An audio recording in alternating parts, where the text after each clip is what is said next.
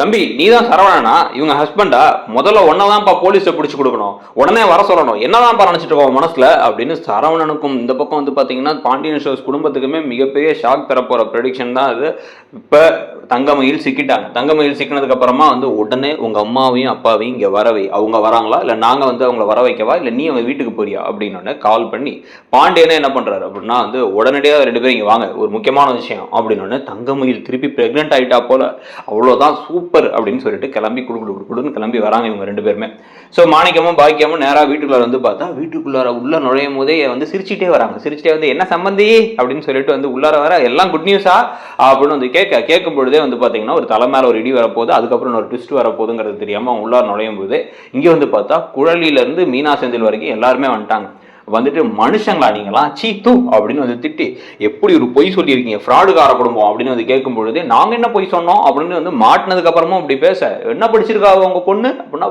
MA அப்படின்னு MA கிழிச்சா 12ஆம் class முடிச்சிருக்கா அப்படின்னு வந்து தலையில ஜாமான தூக்கி போடுறதுக்கு வந்துட்டாரு சரவணன். ஏற்கனவே வந்து ஒரு குட்டி பூந்தொட்டியை வந்து இப்போ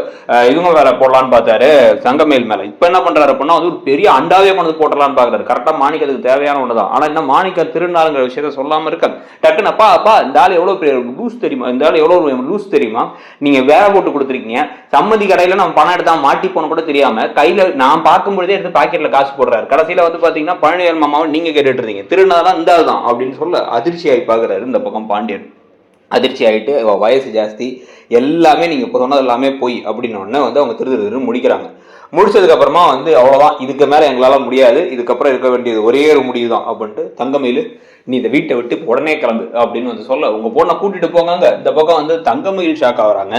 இன்னொரு பக்கம் வந்து பாத்தீங்கன்னா மாணிக்கா ஷாக் ஆகுறாங்க. ஆனா பாக்கியம் மட்டும் ஷாக்கே ஆகல, ஏன்னா பாக்கியம் அந்த மாதிரி நடக்கும் அப்படின்னு ஆல்ரெடி பிளான் பண்ணிட்டு தான் வந்திருந்தாங்க. ஸோ பாக்கியன் டக்குன்னு திரும்பி இவங்க எல்லாத்துக்கும் ஒரு ஷாக் தர மாதிரி அவன் எங்கேயும் போக மாட்டா, அவன் இங்கே தான் இருப்பா அப்படின்னு சொல்ல என்ன இங்கே தான் இருப்பாளா அப்படின்னு வந்து பேசி சரவணை வந்து கேட்டு என்னால அவ கூட வாழ முடியாது, முதல்ல கூட்டு போங்க அப்படின்னா மாப்பிள்ள நீங்கள் சொன்னாலும் சொல்லாட்டியே என் பொண்ணு இங்கே தான் இருப்பா, என் பொண்ணு இங்கே இருக்கிறதுக்கு தான் வந்து கரெக்டாக இருக்கும். ஏன்னா வந்து அவ இப்போ உங்கள் மேலே வந்து அவ்வளோ அன்பு வச்சிருக்கா காதல் வச்சிருக்காங்கிறதெல்லாம் தாண்டி எப்படி பார்த்தாலும் உங்கள் பொண்டாட்டி நீங்கள் தாலி கட்டிருக்கீங்க ரெஜிஸ்டர் பண்ணியாச்சு, இதுக்கப்புறம் அவன் ஏன் எங்கள் வீட்டுக்கு வரணும் அப்படின்னு வந்து கேட்க என்ன பேசுறீங்க நீங்கள் லூசா நீங்கள் அப்படிங்கும் போது நானும் போக மாட்டேன் நான் இங்கே தான் இருப்பேன் அப்படின்னு வந்து தங்கமயில் சொல்ல தங்கமயில் கையை பிடிச்சி இந்த பக்கம் சரவணன் எடுக்கிறார். எடுத்து ஏய் போ அப்படிங்கும் போது அப்படியே தங்கமயில் கண்ணை மட்டும் காட்டுறாங்க அவங்க அம்மா. அப்படியே தங்கமயில் அதை புரிஞ்சுக்கிட்டு அப்படியே சுயின்னு விழும்போதே போய் அப்படியே போய் எங்கேயோ இடிச்சு விழுற மாதிரி அப்படியே வந்து ஐயோ அம்மா அடிச்சிட்டாரு என்னை இடிச்சிட்டாரு அப்படின்னு வந்து கத்திட்டே இருக்க உடனே எல்லாம் டேய் சரவணா பேசாம வர்றா என்னடா பண்ற டேய் அப்படின்னு அண்ணா அண்ணான்னு எல்லாரும் பிடிக்க பார்த்தா அப்படியே இந்த பக்கம் அவங்க தலையெல்லாம் கை வச்சுட்டு எனக்கு ரொம்ப தலை சுத்தலா இருக்கு, எனக்கு என்ன நடக்குதுன்னு எனக்கு ஒன்றும் புரியல அப்படின்னு ஒரு டிராமாவை போட்டோன்னே வந்து இந்த பக்கம் மாணிக்கத்தில் காமிச்சோன்னு என் பிள்ளை கண்ணை காமிக்கிறாங்க. இந்த பக்கம் பாக்கியம் உன்ன வந்து என் பிள்ளைய அடிச்சு கொல்ல பாக்குறீங்களா, அவங்க எல்லாம் விட மாட்டோம் நாங்க, அவளுக்கு ஏதோ மயக்கமே வருதுங்கிறா, ஏதோ பிரச்சனையை அடிச்சுக்கிறா, கீழே விழுது தலையில அடிபட்டுருச்சுன்னு நினைக்கிறேன் அவளுக்கு அப்படின்ட்டு வந்து உடனே நாங்க ஹாஸ்பிட்டலுக்கு போனோம். கதிர் தம்பி உடனே வந்து வண்டி எடுங்க பொண்ணா அப்படியே பார்த்துட்டே இருக்காரு. உடனே வந்து என்ன ஒரு மனசாட்சி இல்லாம இருக்கீங்க, அவ அடிபட்டு கிடக்குறா அப்படின்னா வந்து பேசுறாங்க. ஒண்ணுமே அடிபடல எட்டி பாக்குறாங்க. ஆனாலுமே வந்து அவங்க அப்படியே ஒரு மாதிரி கேரா இருக்க மாதிரி நடிப்பை போட்டுட்டு இருக்காங்க, எக்ஸ்ட்ரா நடிப்பை போட்டுட்டு இருக்கும் போதே வந்து பாத்தீங்க அப்படின்னா வந்து கதிர் வேற வழி இல்லாம டக்குன்னு வந்து கார் எடுத்து வர எதுக்குறா என்னடா பண்ற அவங்க கேட கட்டு போட்டுட்டா செத்தா சாப்பிட்டுண்டா அப்படின்னு பேசிட்டு இருக்காரு சரவணன். அண்ணா நீ பேசாம இருந்தா நீ கோவப்படாதனம் அப்படின்னு வந்து கார் ஏறி அவசரமா கிளம்பி ஹாஸ்பிட்டல் கூட்டு போனா அங்க வச்சுதான் இன்னொரு ட்விஸ்ட் வேற காத்துட்டு இருக்கு. அங்க போனதுக்கு அப்புறம் என்ன பண்ணிட்டாங்க அப்படின்னா வந்து கரெக்டா வந்து இவங்களுக்கு தெரிஞ்ச டாக்டர் ஒருத்தவங்கள்ட்ட தான் போகணும் அப்படின்னு சொல்லி அங்க கிளம்பி போயிட்டு டாக்டர் எங்க மாப்பிள்ளை வந்து எங்க பொண்ணை விட்டு திருப்பி வந்து தனியா ஏதாவது விட்டுறேன்லாம் பேசுறாங்க டாக்டர் அப்படின்லாம் வந்து பேசிட்டு என்னன்னா பிரெக்னெண்டா இல்லைங்கிறதான் பிரச்சனை அப்படின்னு ஒண்ணு, பிரெக்னெண்டா இல்லைங்கிறதான் பிரச்சனையா, இதெல்லாம் ஒரு பிரச்சனையாமா அப்படின்னு வந்து அவங்க என்ன பண்றாங்க அப்படின்னா அவங்க வந்துட்டு டக்குன்னு வந்து யாருப்பா சரவணா, ஏன்பா சரவணா நீதானா, ஏன்பா இந்த மாதிரிலாம் நீ பண்ணிட்டு இருக்க, ஏதோ அடிபட்டு கிடக்குது அந்த பொண்ணுக்கு வந்து இப்போ கன்கஷன் மாதிரி ஆயிடுச்சு, அந்த பொண்ணுக்கே வந்து இப்போ நைட்டெல்லாம் வந்து நீங்கள் தூங்க விடாமல் பார்த்துக்க வேண்டியது இருக்கும், தலையில் அடிபட்டு இருக்கு, ஸ்கேன் வேற எடுக்க வேண்டியது இருக்குன்னா அப்படிலாம் ஒன்றுமே ஆகலையே டாக்டர் அப்படின்னா என்ன நான் டாக்டரா நீ டாக்டரா, உன்னெல்லாம் முதல்ல போலீஸ் தான்ப்பா பிடிச்சி கொடுக்கணும், அந்த குடும்பத்தையும் மொத்தமாக தூக்கி உள்ள தள்ளணும் அப்படின்னு வந்து பேசிட்டு இருக்கும் போதே எல்லாரும் ஷாக் ஆகணும் வந்து ஏற்கனவே பிரெக்னெண்டா இருக்க போட்டு எப்படி பார்த்துக்கணும்னு தெரியாது அப்படின்னு ஒரு எக்ஸ்ட்ரா வார்த்தையை சொல்ல பிரெக்னெண்டா இருக்காளா அப்படின்னு எல்லாரும் மாத்தி ஷாக் ஆகும் பொழுதே வந்து இப்ப இல்ல டாக்டர் அப்படின்னு இந்த பக்கம் லைட்டா பாக்கியம் கண்ணை காமிக்கிறாங்க. உனக்கு இப்ப இல்லையா ப்ரெக்னெண்ட்டாக இருந்த பொண்ணு இப்போ தானே வந்து அபார்ஷன்லாம் ஆயிருக்கு. ஆனால் கொஞ்ச நாளுக்கு வந்து உடம்புல ஏற்கனவே தெம்பே இருக்காது. அவங்கள போட்டு மென்டல் டார்ச்சர் பண்ணிருக்கீங்களா நீங்கள்? என்ன இது வரதட்சணை கொடுமையா, டவுரி இஷ்யூவா, நான் கால் பண்ணவா போலீஸ்கிட்ட அப்படின்னு வந்து சொல்ல, இந்த சமயத்தில் தான் வந்து மீனாவும் ராஜி இந்த பக்கம் வேறு பொறுமையாக பேசிகிட்டு இருக்காங்க. எல்லா விஷயத்தையும் சொல்லியாச்சு, இவங்க நகை மேட்ரை சொல்லலையேக்கா, நம்ம சொல்லிடலாமாக்கா அப்படின்னு மீனாட்ட வந்து கேட்க, மீனா உடனே வந்து இல்லை இப்போ வச்சு சொல்ல முடியாது, ஹாஸ்பிட்டலில் வேறு இருக்கோம் அப்படின்னா, இல்லைக்கா எனக்கு மனசு உறுத்திக்கிட்டே இருக்குது அப்படின்ட்டு கதிர்கிட்ட மட்டும் கூப்பிட்டு,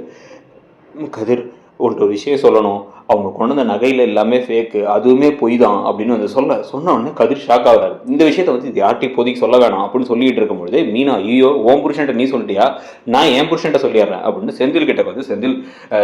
ஏங்க உங்களுக்கு ஒரு விஷயம் சொல்லணும், அந்த பொண்ணு கொண்டு வந்த நகையெல்லாம் போலி, அதுவும் பொய் தான் அப்படிங்கிறத சொன்ன உடனே டக்குட்டு, ஏமா இன்னொரு விஷயம் தெரியுமா, அவள் கொண்டு வந்த நகையும் பொய்யாம் அப்படின்னு செந்தில் லூஸ் மாதிரி அங்கே வச்சே பேசிடுறாரு. பேசுறோன்னே என்ன சொல்கிற அப்படின்னா, ஆமாம் 80 பவுனில் 8 பவுன் தவிர எல்லாமே கவரிங்க, அந்த மீனாவுக்கு ராஜிக்கு முன்னாடியே தெரிஞ்சிருக்கு, சரி பாவம்னு விட்டு வச்சிருக்காங்க அப்படின்னு. ஏய் இதெல்லாம் முன்னாடியே சொல்றது இல்லையா, அடி ஃப்ராடு, நம்ம என்ன பணமா கேட்டோம், நகையா கேட்டோம், ஏங்க இப்படி ஃப்ராடு தரம் பண்ணியிருக்கானா குரடியா, ஐயோ அப்போ நகை ஃபுல்லாகவே போலியா அப்படின்ட்டு கவரிங்க அப்படின்ட்டு 8 பவுன் தான் போட்டாங்களா சீ அப்படின்னு வந்து இந்த பக்கம் வந்து அவங்க டென்ஷன் ஆகும்பொழுது இதை போலீஸ் அந்த டாக்டரும் கேட்டுட்டு, அந்த புள்ள அங்கே மயக்கமாகி கிடக்கு, இங்க எல்லாரும் நகைன்னு பேசிக்கிறீங்க, நீங்களாம் மனசாட்சி உள்ள மனுஷங்களா, அப்போ உங்களுக்கு நகை தான் முக்கியமா இருக்கு, அந்த நகை மேட்டர் தானே, இதோ நான் உடனே போலீஸை வர சொல்றேன் அப்படின்னு வந்து அவங்க போலீஸ் கால் பண்ற மாதிரிலாம் பவலா பண்ணிட்டு இந்த பாருங்க,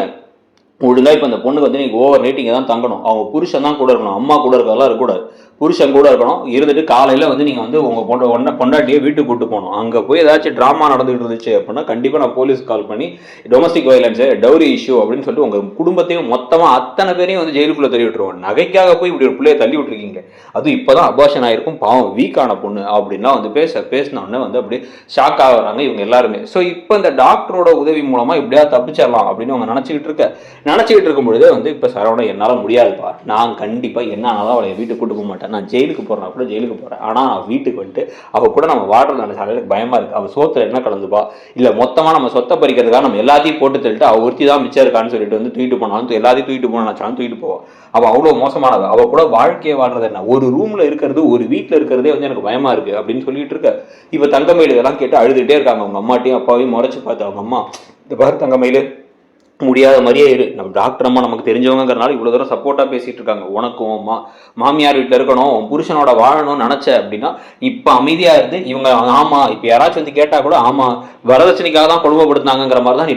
பேசினா மட்டும்தான் இந்த விஷயம் சரியாகும் அப்படின்னு. என்னம்மா இது இன்னமும் தப்பு மேலே தப்பு பண்ணுறமேம்மா அப்படின்னா வேற வழி இல்லை, நம்மலாம் வாழ்ந்து ஆகணும்னா இப்படி தான் பண்ணி ஆகணும், நம்ம கையில் காசு இருந்தால் பரவாயில்ல, காசு இல்லை அப்படின்னா இப்படி தான் பண்ணி ஆகணும்மா, காசு இல்லாத எத்தனையோ பேர் நல்லபடியாக வாழ்கிறாங்கம்மா, காசு இல்லாத எத்தனையோ பேர் சுயமரியாதையோடு இருக்காங்கம்மா, நம்ம மட்டும் ஏமா இவ்வளோ கேவலமா இருக்கும் அப்படின்னா வந்து பேசாம இரு, நீ எனக்கு அட்வைஸ் பண்ணாத சரியா, உன் வாழ்க்கையை காப்பாத்திக்க தெரியல உனக்கு, நீயே நினைச்சிருந்தா இதெல்லாம் சமாளிச்சிருக்கலாம், இப்போ நான் தான் எல்லா பிளானிங் பண்ண வேண்டியது இருக்கு அப்படின்னு பாக்கியம் பண்ணிருக்கிறத வச்சு இப்போ கதை எப்படி போகுதுங்கிறத பார்க்குற மாதிரி தான் ட்விஸ்ட் எல்லாம் போகுது. ஸோ நீங்கள் என்ன நினைக்கிறீங்க அப்படிங்கிறத சொல்லுங்க. அப்படியே நம்மளுடைய சேனல் 5 லட்சம் சப்ஸ்கிரைபர்ஸ், 500,000 மில்லியன் சப்ஸ்கிரைபர்ஸ் வந்துருச்சு, அதுக்கு அனைவருக்கும் நன்றிகள். ஸோ அதோடவே வந்து பார்த்தீங்கன்னா நம்மளுடைய மற்ற ப்ரொடியூஷன் வீடியோஸும் இப்போ சிறகடிக்க ஆசையில் மனோஜுக்கு ரோகிணி அண்டு இவங்களுடைய கிறிஸ்டுடைய உண்மை தெரிய வரும்பொழுது என்ன நடக்க போகுதுங்கிறதுக்கான ப்ரெடிக்ஷன்லாம் இருக்குது. ஸோ இந்த ப்ரெடிக்ஷன்ஸையும் பார்த்துட்டு மற்ற ப்ரெடிக்ஷனையும் பார்த்துட்டு மறக்காமல் இடம் பொருள் சேனலை சப்ஸ்கிரைப் பண்ணலாம், சப்ஸ்கிரைப் பண்ணிக்கோங்க. தேங்க்யூ.